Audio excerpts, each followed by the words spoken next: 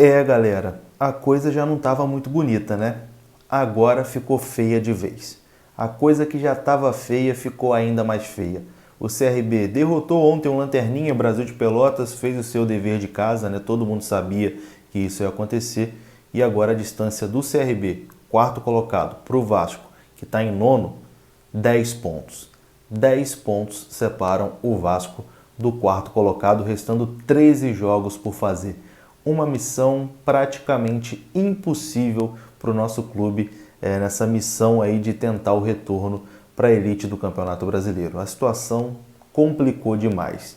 Complicou demais. A gente vai falar aqui sobre isso. Inclusive tem uma fala do Tristão Garcia, né, o matemático, que desconfio até que esse matemático seja vascaíno, meu amigo, porque o cara, pelo jeito, vem acompanhando o Vasco aí, até reclamou do time. Tô achando que esse matemático é vascaíno. Vamos falar aqui sobre a matemática, né, sobre as possibilidades do Vasco, tabela e também sobre o clima que está tenso no clube, né? Pode ter, inclusive, greve de funcionários no dia de hoje. Tudo isso depois da vinheta. Antes da vinheta, deixa o like aí só por protocolo mesmo, né? O seu like ajuda bastante aqui no canal e se inscreva se você ainda não for inscrito. Tamo junto, rodou a vinheta.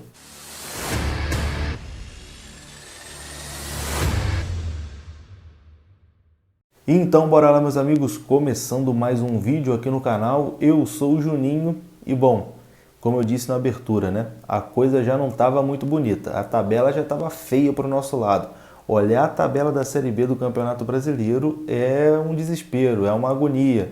E bom, ficou ainda mais feia a coisa, porque ontem o Guarani venceu, o CRB também venceu e agora a distância do quarto colocado, CRB, para o Vasco, que nesse momento é o nono, mas pode perder ainda posições ao final dessa rodada, é a distância de 10 pontos, né? Então o Vasco vai ter que tirar aí 10 pontos em 13 jogos se quiser subir para a primeira divisão. Vamos dar uma passada aqui nos jogos da rodada, né? A rodada que começou no domingo, o Vasco empatou 1-1 com o Cruzeiro, o Guarani venceu o Remo por 2-0, jogo já ontem, né, na terça-feira. O Sampaio Corrêa empatou com o Brusque 2-2, o Sampaio é um time que está no bolo ali também, então foi um resultado bom para o Vasco. O Avaí derrotou o Goiás por 1-0. O CRB derrotou fora de casa o Brasil de Pelotas por 1-0. O Brasil de Pelotas só tirou ponto do Vasco mesmo, né? Inacreditável. O Náutico, que estava ali também nessa briga, acabou tropeçando em casa para o Londrina, perdeu por 2-1. E o Vila Nova ficou no 0-0 com Confiança. Teremos hoje Vitória e Curitiba, Operário e Ponte Preta. Amanhã, CSA e Botafogo. O Operário pode passar o Vasco em caso de empate, né? O Operário tem 34 pontos, a mesma pontuação do Vasco, então se o Operário pontuar na partida de hoje, o Vasco volta para a 10ª colocação, a mesma posição que começou a rodada, né? E agora com a distância ainda maior. A distância para o G4 agora é 10 pontos, né? São 10 pontos. Vamos passar rapidinho aqui a classificação. Curitiba continua líder, 48.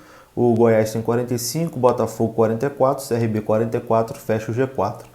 Guarani 41 em quinto, Avaí 40, Sampaio 36, Náutico 35, Vasco 34 e o Operário 34 pontos. Como eu disse, o Operário joga hoje e ainda pode passar o Vasco. Bom, situação, meu amigo, que beira o desespero. Beira o desespero. O Vasco vai ter que fazer uma campanha aí que não conseguiu fazer na temporada inteira, né?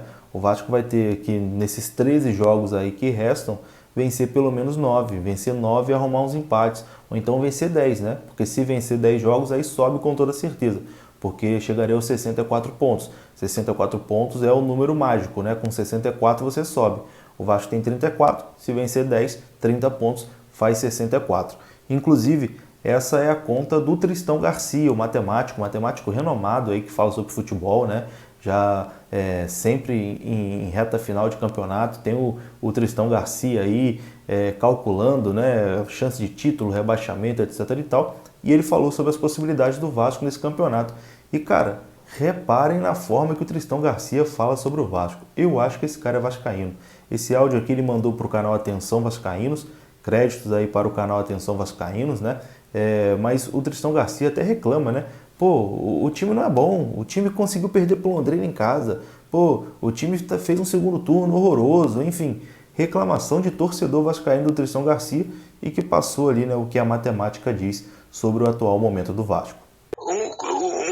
milagre menor do que o do Fluminense em 2009, tá? Mas ainda assim é um milagre, tá?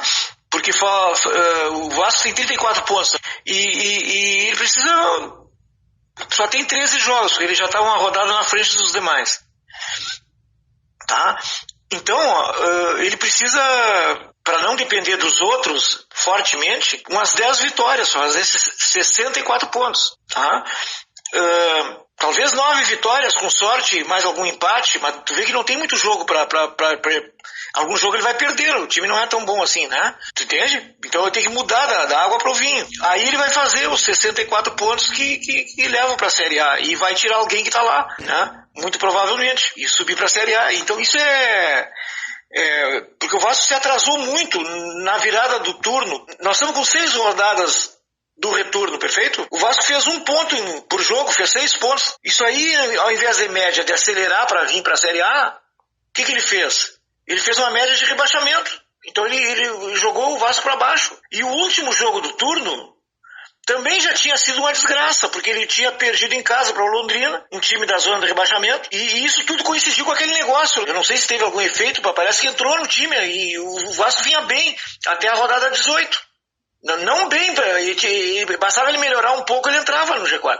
Então tá aí, você ouviu o matemático Tristão Garcia falando das possibilidades do Vasco retornar para a primeira divisão do Campeonato Brasileiro. É isso, o Vasco tem que vencer 10 jogos dos 13 que faltam. É isso, a conta básica é essa, vencer 10 de 13.